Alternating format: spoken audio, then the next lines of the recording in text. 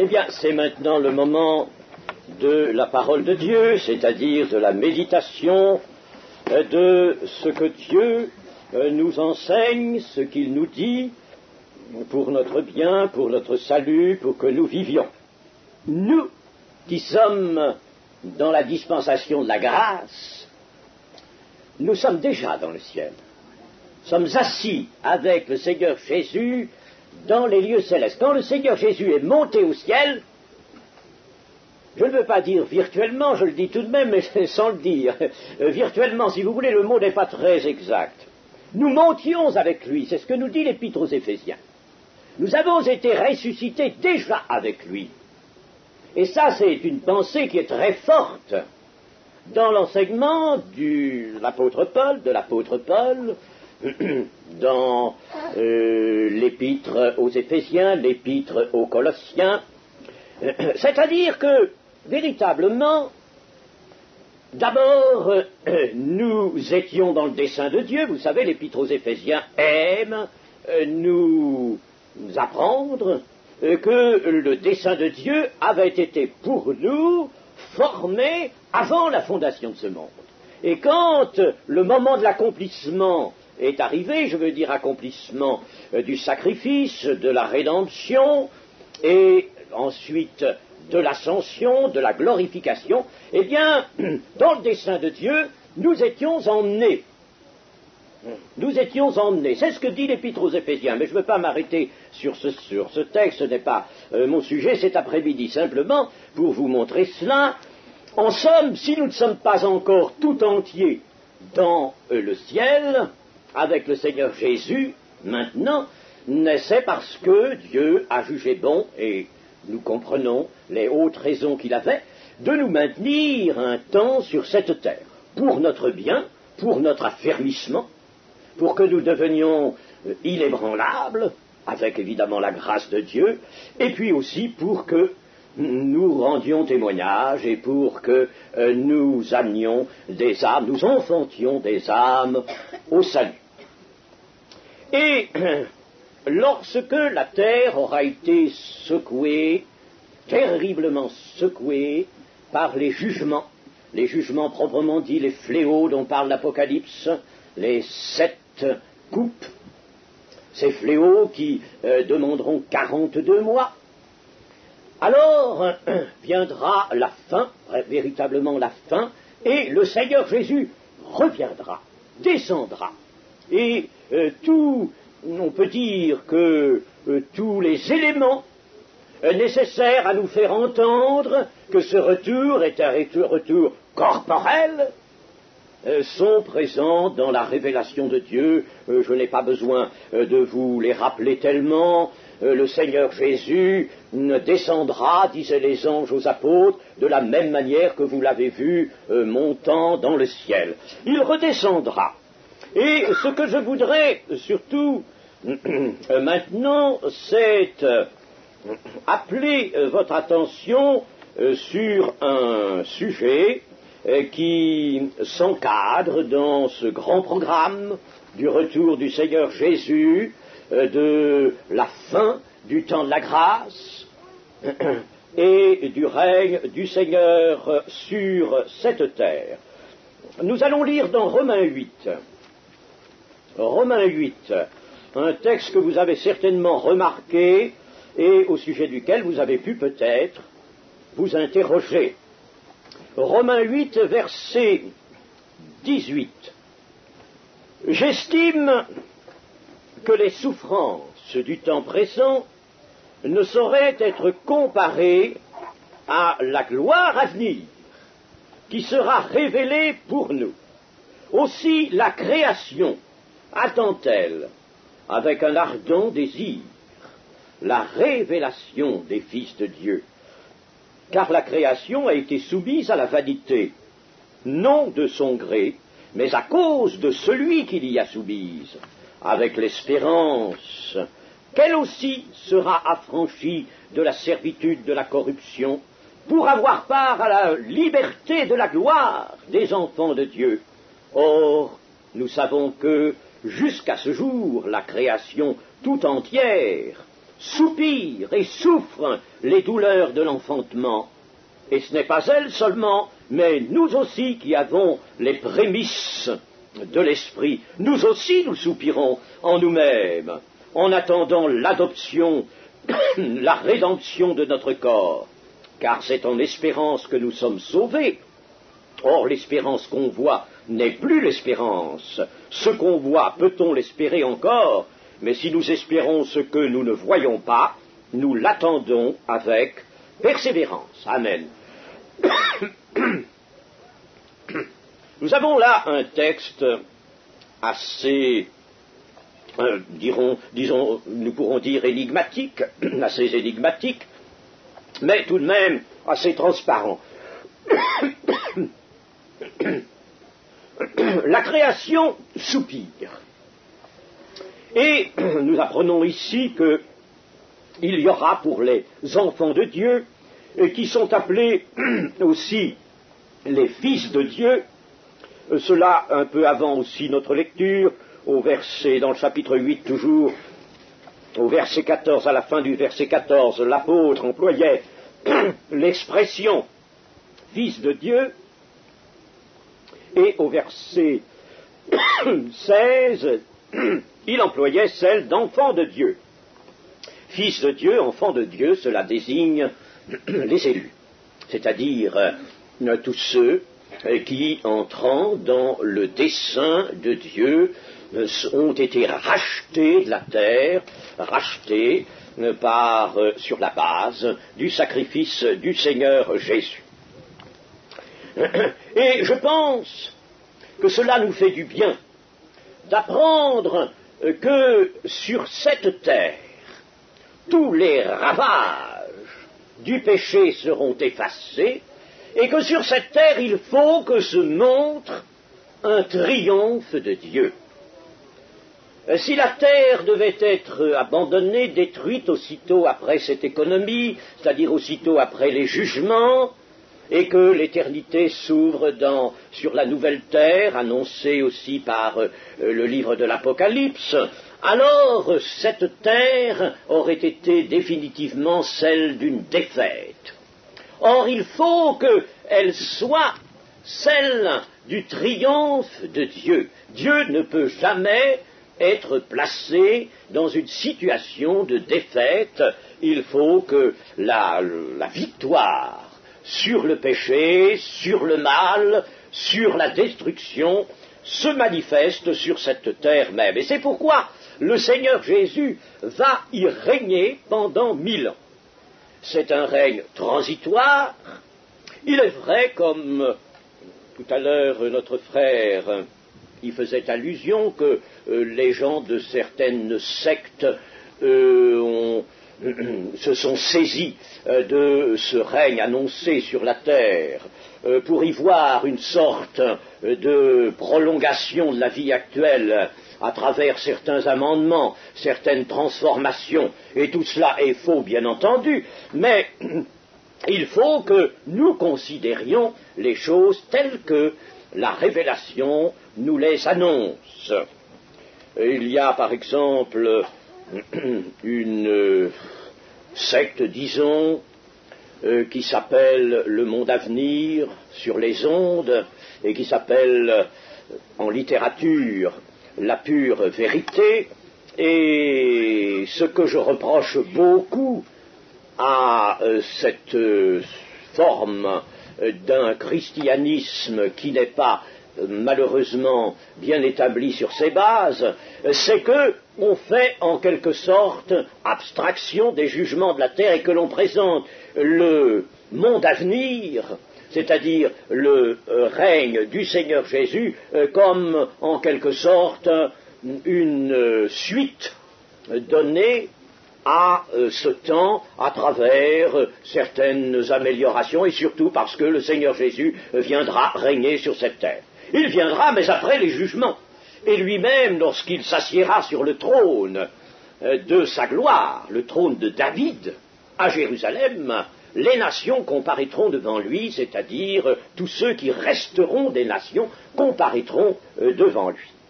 Mais notre propos ce soir, c'est surtout de nous intéresser à ce que nous dit l'apôtre Paul ici dans le passage que nous avons lu. La création a été soumise à la vanité. Elle attend avec un ardent désir la révélation des fils de Dieu. Révélation des fils de Dieu, il est facile de comprendre ce que c'est que cela, et pour cela se reporter à Colossiens chapitre 3, verset 1, Colossiens chapitre 3. Si donc vous êtes ressuscités avec Christ, c'est-à-dire, si vous marchez selon l'Esprit, si vous êtes conduits par l'Esprit, si vous êtes vraiment de ceux qui, ayant été crucifiés dans la chair, sont ressuscités, vivants, vivent de la vie de résurrection du Seigneur, voilà ce que le Paul veut dire. Cherchez les choses d'en haut, où Christ est assis à la droite de Dieu. Affectionnez-vous aux choses d'en haut, et non à celles qui sont sur la terre, car vous êtes morts. Dans un sens, mais oui, vous êtes morts. Vous êtes morts quant à la chair, vous êtes morts quant au mode de vie ancien, et votre vie telle qu'elle est maintenant, votre vie nouvelle, est cachée avec Christ en Dieu. Quand Christ, votre vie, paraîtra, alors vous paraîtrez aussi avec lui dans la gloire. Quand Christ, votre vie, notre vie, c'est Christ, voyez.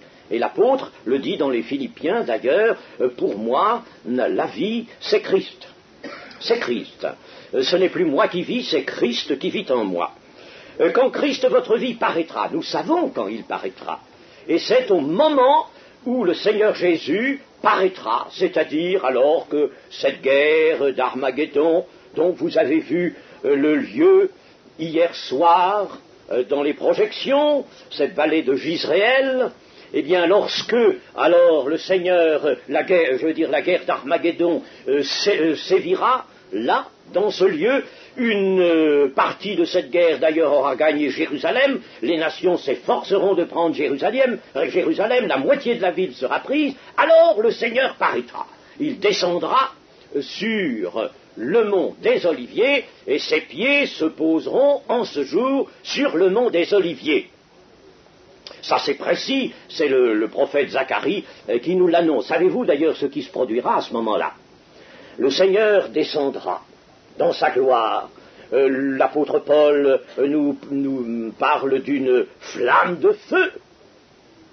Cela nous fait penser à Dieu se manifestant sur le Sinaï, n'est-ce pas, alors que la montagne était en feu. Il viendra donc et posera ses pieds sur la montagne des Oliviers. Et la montagne des Oliviers se fendra.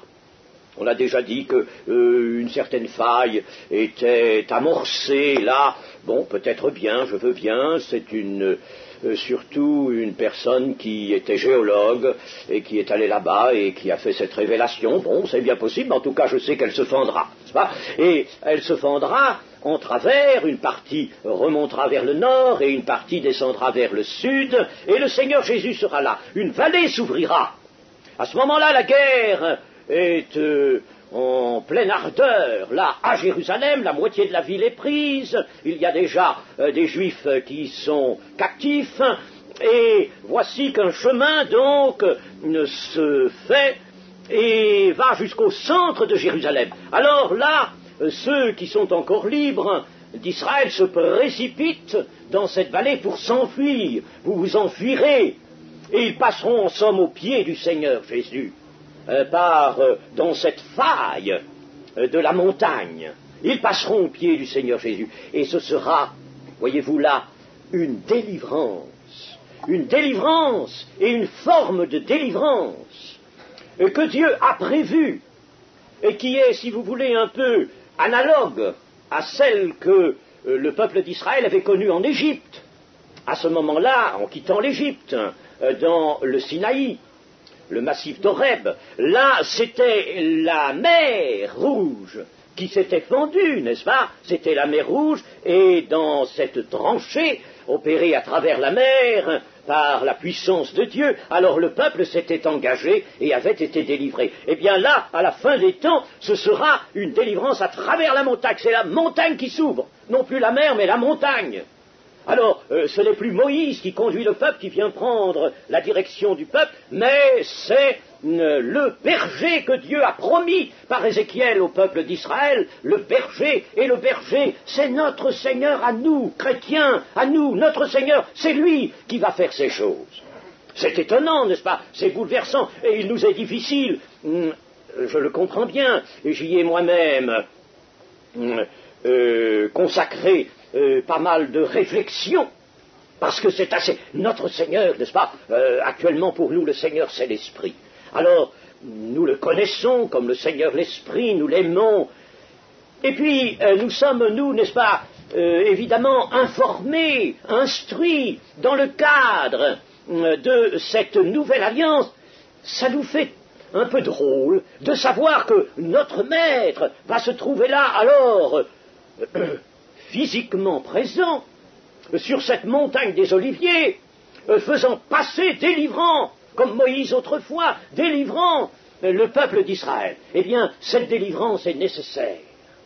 Elle est une forme que Dieu a prévue et qui est nécessaire. Pourquoi? Parce que le peuple d'Israël qui restera va entrer dans ce règne. Et vous savez qu'il est dit que le Seigneur Jésus régnera sur la maison de Jacob. C'est dans le Nouveau Testament, cela c'est dans l'évangile de Luc. Il régnera, il s'assiera sur le trône de David son père, il régnera sur la maison de Jacob, et son règne n'aura point de fin, car les 1000 ans ne mettent pas fin au règne du Seigneur. Alors il faut que ce peuple d'Israël, ce reste d'Israël, lui, sache que, en fin de compte, c'est son Messie qui le délivre, parce que sans quoi, actuellement, il compte sur la force de ses armes, sur son habileté. Elle est grande, elle est extraordinaire, disons-le, n'est-ce pas? Elle est extraordinaire, ça c'est vrai, n'est-ce pas? Vraiment, ce peuple, ce petit peuple, se défend là, dans son petit pays. Il y a quelque chose comme 3 millions simplement de juifs. C'est vraiment extraordinaire. Mais Dieu veut que ce peuple, entrant dans le règne, sache que c'est de son Dieu qu'il tient le salut et la délivrance. D'ailleurs, ce peuple aura été, peu de temps auparavant, au chapitre 12 de Zacharie, c'est annoncé, il aura reconnu par un esprit de grâce et de supplication, celui qu'il avait percé.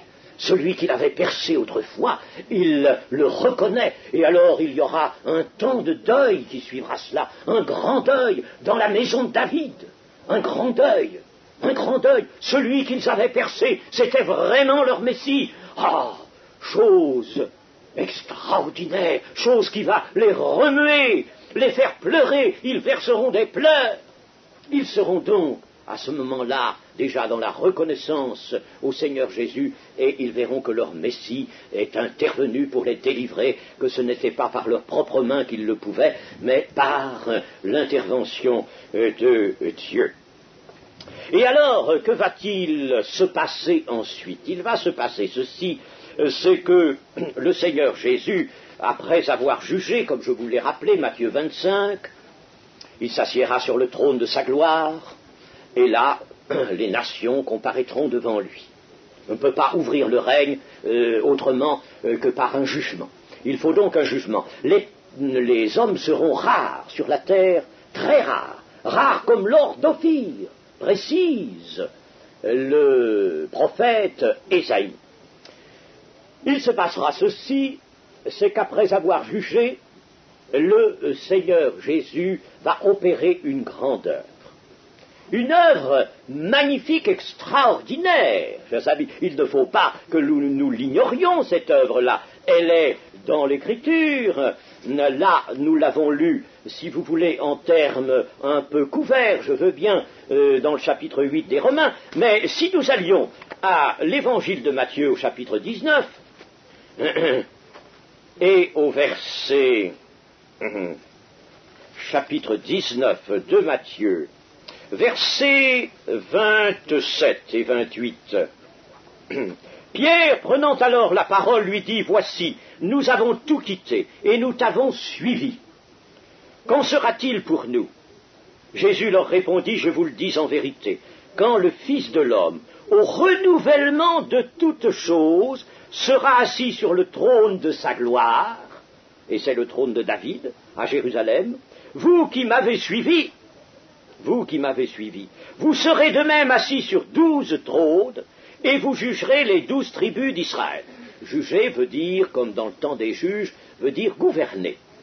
Les 12 tribus d'Israël, et quiconque aura quitté à cause de mon nom ses frères, ses sœurs, ou son père, ou sa mère, ou sa femme, ou ses enfants, ou ses terres, ou ses maisons, recevra le centuple et héritera la vie éternelle. Quitter veut dire ici, n'est-ce pas, ce qu'a fait notre cher frère à M. Richard. Enfin, il a bien fallu qu'il quitte son cinéma. Enfin, eh bien, il l'a peut-être retrouvé après, mais pour une autre utilisation et dans d'autres conditions. Quitter veut dire ici, n'est-ce pas, se rendre libre. Ah, si vous voulez absolument, n'est-ce pas, garder votre maison, garder votre profession, s'il avait voulu lui garder son cinéma avant et ses films, n'est-ce pas, eh bien, le Seigneur l'aurait laissé. Alors, quitter veut dire se rendre libre, se rendre disponible pour le Seigneur. Ça ne veut pas dire que le Seigneur ne comprenait pas cela, veut absolument trancher tout lien légitime entre un mari et une femme, ou un père, une mère et les enfants, n'est-ce pas? Mais il faut se rendre disponible, priorité à Dieu. Il faut avoir dans le cœur cette priorité absolue, priorité au Seigneur. Voilà ce qui est enseigné. Mais, j'ai lu ce texte pour vous dire ceci, c'est qu'au verset 28, le Seigneur Jésus parle du renouvellement de toutes choses. Le renouvellement de toutes choses, et ce renouvellement, dans le texte grec, l'évangile de Matthieu a été écrit en araméen. C'est le seul d'ailleurs qui ait été écrit dans cette langue, mais très vite, très tôt, il a été écrit aussi en grec, et le texte inspiré est un texte grec. Et le renouvellement de toutes choses, en grec, c'est palingénésia, qui est formé de deux mots, palingénésia, nouvel engendrement. Un nouvel engendrement. Nouvel engendrement, l'apôtre Pierre nous en parle aussi. Il nous en parle dans Actes, le livre des Actes, au livre des Actes, au chapitre 3, et chapitre 3, verset 19. Repentez-vous donc et convertissez-vous pour que vos péchés soient effacés.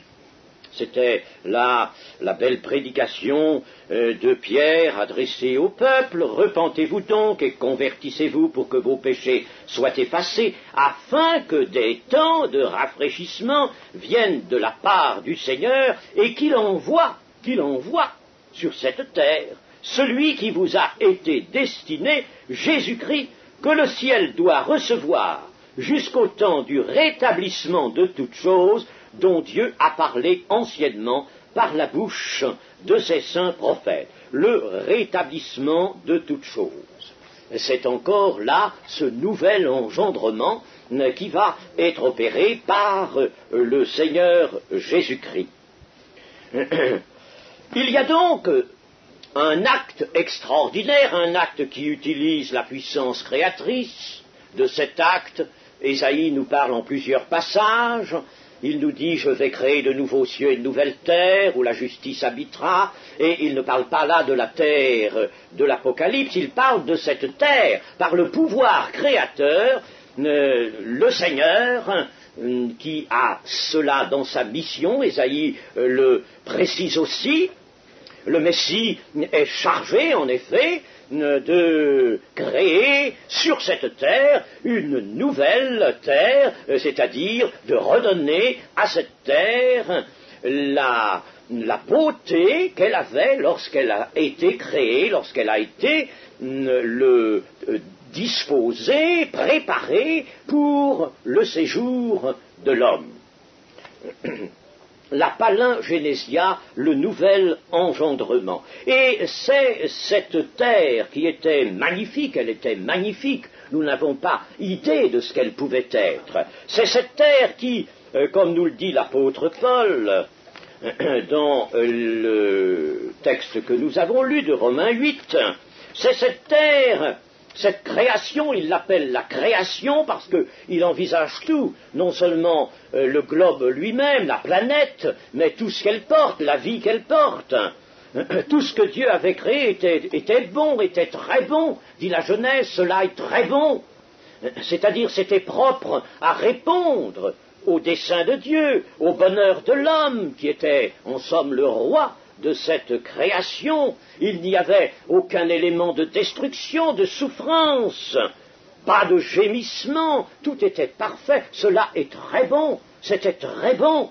Et puis, elle a été soumise à la vanité, c'est-à-dire à la désagrégation, à la dégénérescence, à la mort, par celui qui l'y a soumise, c'est-à-dire l'homme, avec sa chute, avec son choix, et puis cela a entraîné la malédiction de Dieu, n'est-ce pas? L'homme n'a fait ce mauvais choix, il a bien entraîné la création dans cette destruction, et Dieu, lui, a sanctionné, si vous voulez cela, par une malédiction. Il faut comprendre que la création se trouve dans une harmonie avec l'homme, dans une solidarité avec l'homme. Il y avait entre l'homme et Dieu une harmonie, un rapport, une relation. L'homme était créé pour être une habitation de Dieu en esprit. Il y avait une relation. Cette relation est rompue. De même, la relation entre la création et Dieu a été rompue aussi parce qu'il y a, je vous dis, solidarité entre la création, tous les êtres vivants que porte la terre elle-même, les arbres, non seulement les arbres, mais même les fleuves, les montagnes. Ne nous est-il pas dit dans les psaumes que les arbres battent des mains, n'est-ce pas, quand la joie de la justice de Dieu fait son apparition, les montagnes, les fleuves, tout le monde, tout se réjouit. Vous me direz, ce n'est pas possible. Mais il faut bien penser que c'est cette création qui comprend une matière inanimée en même temps que des êtres vivants, les plantes, les animaux, il faut bien comprendre que tout cela n'est plus placé dans le plan de la création et que par conséquent il y a une contrainte, une souffrance. Vous me direz, mais les montagnes n'en sont pas conscientes, les arbres pas davantage, les animaux non plus, je vous l'accorde. Mais l'apôtre Paul, ici, prête une sorte de conscience, et l'Écriture le fait, de conscience.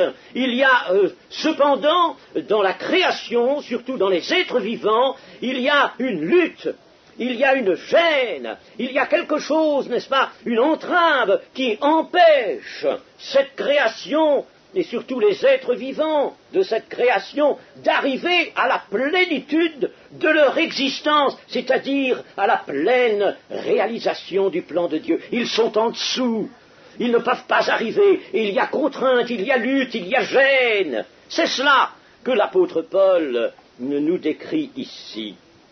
En somme, la création porte dans son sein un désaccord, des luttes. Et il faut dire que les êtres vivants, eux aussi, ont été atteints par la mort. Si tu manges du fruit de l'arbre de la connaissance du bien et du mal, tu mourras. Et la création aussi a été touchée par la mort. En somme, partout règne l'assujettissement, le dur labeur, la souffrance, la dégénération et la mort. Et cela parce que l'homme a désobéi à son Dieu. Ainsi, la vie qui est dans la création soupire, elle soupire après quelque chose, elle attend quelque chose, elle désire quelque chose, elle soupire après un rétablissement du plan parfait de Dieu, et c'est cela, la palingénésie, palingénésia, le nouvel engendrement. Et alors, lorsque les fils de Dieu, les enfants de Dieu, fils ou enfants de Dieu, mais ici, Paul affecte particulièrement cette désignation de fils de Dieu, et l'on comprend pourquoi, il a raison. Alors, ces fils de Dieu, lorsqu'ils vont être manifestés, lorsqu'ils vont être manifestés dans la gloire, c'est-à-dire lorsqu'ils vont paraître, lorsque Christ paraîtra, ils vont paraître aussi, Vous savez que Christ, lorsqu'il redescendra sur cette terre, redescendra avec les anges de sa puissance, mais aussi avec tous les saints. Et les noces de l'agneau auront eu lieu dans le ciel. Ah, cette fois-ci, c'est bien dans le ciel, dans la cité de Dieu, que ces noces de l'agneau auront eu lieu. Et l'épouse redescendra. Et les Thessaloniciens nous en donnent une merveilleuse vision, et le Seigneur Jésus sera admiré non pas seulement dans sa personne, sa personne certes est un objet d'admiration largement suffisant, n'est-ce pas, mais il sera admiré dans tous ceux qui lui feront cortège, et qui, par son sang, auront été lavés, qui par le pouvoir qu'il a de s'assujettir toutes choses, auront été transformés à son image. Et c'est vous, mes amis, c'est nous, c'est vous, c'est nous qui serons là. Voilà ce qui nous est destiné. Alors, là se produira cette palingénésie, cette transformation, ce nouvel engendrement. La terre reviendra comme elle était avant la chute. Et ce sera quelque chose de merveilleux. Quand on regarde aujourd'hui les arbres, quand on regarde les êtres vivants, on s'aperçoit qu'ils sont étreints par différentes maladies. Il y a des ravageurs de toutes sortes, des petits, des grands, qui sont là pour détruire, pour empêcher la vie. Alors tout cela disparaîtra. La création, avons-nous dit, est liée avec l'homme, avec l'humanité, par une relation qui est mystérieuse, qui est intime, du fait qu'elle a été faite pour l'homme. Et alors, il est normal que quand l'homme paraîtra dans la gloire, la création, elle aussi, retrouve le plan premier de Dieu et par cette palingénésie, par ce nouvel engendrement, reprenne sa beauté première. Mais au cours des jugements, au contraire, pendant les jugements, au cours des fléaux, que se produira-t-il ? Eh bien, la Bible nous annonce qu'à ce moment-là, le soleil s'obscurcira, la lune se changera en sang à l'approche du jour de l'Éternel, ce jour grand et terrible, les étoiles tomberont sur la terre. Ce sont les derniers signes qui nous sont annoncés. Et pourquoi cela ? Parce que là, c'est le moment des ténèbres. Le moment des ténèbres, la terre est livrée aux ténèbres, l'Esprit de Dieu s'est retiré, l'Église est partie, elle est livrée aux ténèbres. Alors, vous voyez, la création est au plus bas à ce moment-là. Mais lorsque le Seigneur sera revenu et que par son pouvoir créateur, il étendra de nouveaux cieux, il régénérera la terre, alors la création sera libérée de la servitude, de la corruption, elle aura part à la liberté de la gloire des enfants de Dieu. Nous avons dit que ce jour serait donc celui du retour sur la terre du Seigneur Jésus, l'enlèvement de l'Église se situant avant les jugements, bien entendu. Et ce sera là la solution de Dieu, après le temps de sa patience. Et cette solution de Dieu, cette palingénésie, intéresse l'homme et son univers, la terre, la planète, avec tout ce qu'elle porte. C'est à cause des fils de Dieu que ce nouvel engendrement pourra affecter la création tout entière, c'est-à-dire la terre. Et le mot palingénésien est employé aussi dans l'épître de Tite. L'épître de Tite, à Tite, de Paul à Tite, au chapitre 3 et au verset 4, versets 4 et 5. Mais lorsque la bonté de Dieu notre Sauveur et son amour pour les hommes ont été manifestés, il nous a sauvés, non à cause des œuvres de justice que nous aurions faites. Écartons cette hypothèse, nous dit l'apôtre, non à cause des œuvres de justice que nous aurions faites, il n'y en a aucune qui soit à prendre en compte, mais selon sa miséricorde, Tout dépend de la miséricorde de Dieu. Sachons bien que si nous sommes sauvés, c'est par la miséricorde de Dieu, et c'est à la miséricorde de Dieu que nous le devons. Je fais miséricorde à qui je fais miséricorde. Ça, c'est absolu, c'est l'intervention de la souveraineté de Dieu. Et, selon sa miséricorde, par le baptême de la régénération et le renouvellement du Saint-Esprit. Et baptême de la régénération, dans le grec, c'est palingénésia. Par une palingénésia. Le mot, par conséquent, est employé pour l'homme pécheur, qui est transformé. Et cette palingénésia de l'homme, ce nouvel engendrement de l'homme, ce sera d'abord cette nouvelle naissance, dont nous parlons beaucoup, qui a été enseignée par Jésus dans le chapitre 3 de Jean, mais elle aura été parfaite par la rédemption du corps, c'est-à-dire la résurrection du corps. Alors là, l'homme, dans son être tout entier, esprit, âme et corps, sera ressuscité, sera, lui, engendré de nouveau. Et c'est cet engendrement de nouveau qui commande l'engendrement de la terre. Mes amis, votre foi en Jésus-Christ, qui vous procure la grâce du pardon des péchés, la grâce du salut, eh bien, votre approche de Jésus-Christ pour être sauvé, c'est cela qui commande le renouvellement de toute la terre. Voyez quelle puissance est attachée à l'homme et au changement de l'homme. Quelle puissance! Palingénésia de l'homme pour une palingénésia de la planète tout entière. Voyez que c'est extrêmement intéressant, n'est-ce pas? C'est à cause des fils de Dieu. Les fils de Dieu, lorsqu'ils se paraîtront, qu'ils seront manifestés dans la gloire, leur palingénésie sera un fait éclatant acquis. Alors il faut que la terre aussi retrouve, par une palingénésie, retrouve elle aussi son état premier, son état conforme au plan créateur de Dieu. Eh bien, je ne veux pas aller beaucoup plus loin, mais ces choses, nous avons à les repasser dans notre cœur, à les connaître. Si la Bible nous parle, et nous parle davantage d'ailleurs, de ce règne de 1000 ans, car les prophètes ont été assez prolixes sur les circonstances de ce règne de 1000 ans. Nous avons eu l'occasion de l'étudier. Il y a beaucoup de choses qui sont dites dans tous les prophètes sur ce règne de 1000 ans, le règne de Christ de 1000 ans sur la terre.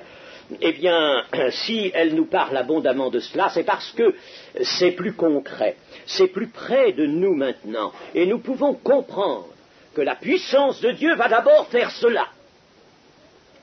La puissance de Dieu va d'abord faire cela, sur cette terre, la transformer, la ramener à l'état où elle était avant la chute, avant le péché.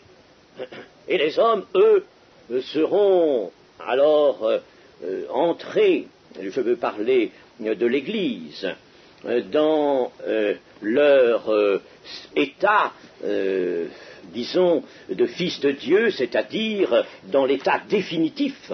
Ils seront prêts pour l'éternité, eux. Les hommes qui seront restés sur la terre, les Juifs notamment, qui vont d'ailleurs repeupler cette terre pendant les 1000 ans, eux seront encore dans le corps tiré de la poussière de la terre, ce qui ne sera pas le cas, évidemment, des ressuscités. Ils seront dans un corps nouveau, un corps semblable à celui du Seigneur Jésus.